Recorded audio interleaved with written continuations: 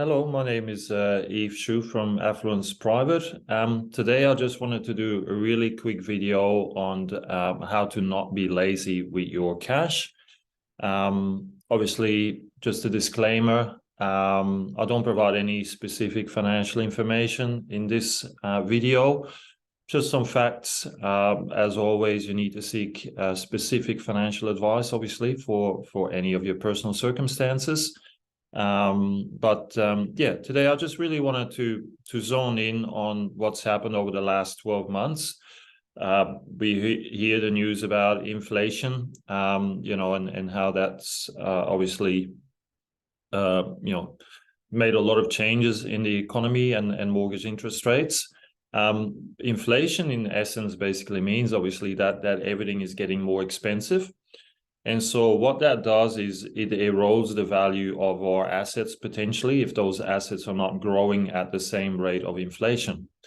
Now with cash, a very prime example, it doesn't grow in value, it just pays an interest rate, obviously. So if inflation is at 7-8%, we're getting 0.1% in our cash account.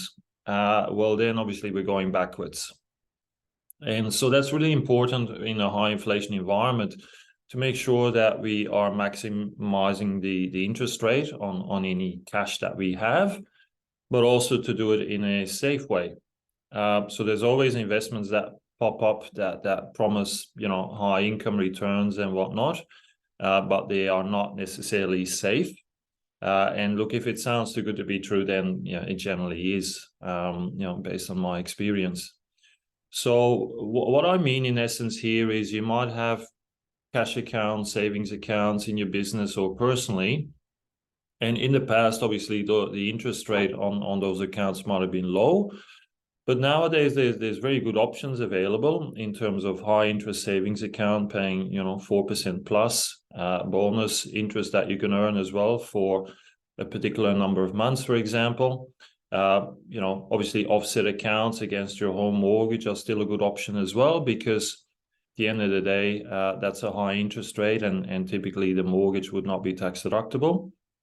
So what I really want to say is don't be complacent, right? Because you might have cash building up in your practice or your business, personally as well, if your mortgage is paid off. It could be in your self-managed super fund that you've just accumulated a lot of cash.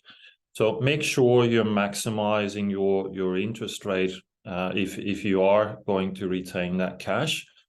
Make sure that you look at the liquidity, obviously, as well, that you don't lose access to that cash at the expense of getting a higher interest rate. Just get some advice and do a check, right, against your cash accounts, but also your mortgages. Again, I've noticed that a lot of banks seem to have padded, their interest rates, and all of a sudden now people are paying 6.5% on their mortgage, which is too high in my opinion. So make sure you get some independent advice as well, and challenge your bank on whatever interest rate you're paying at the moment. So that's really all I wanted to share in this video today. If you've got any particular questions, please feel free to reach out via phone or email. I'm always available, happy to offer a free consultation as well. But that's all I have for now. So thank you for your time and look forward to seeing you next time.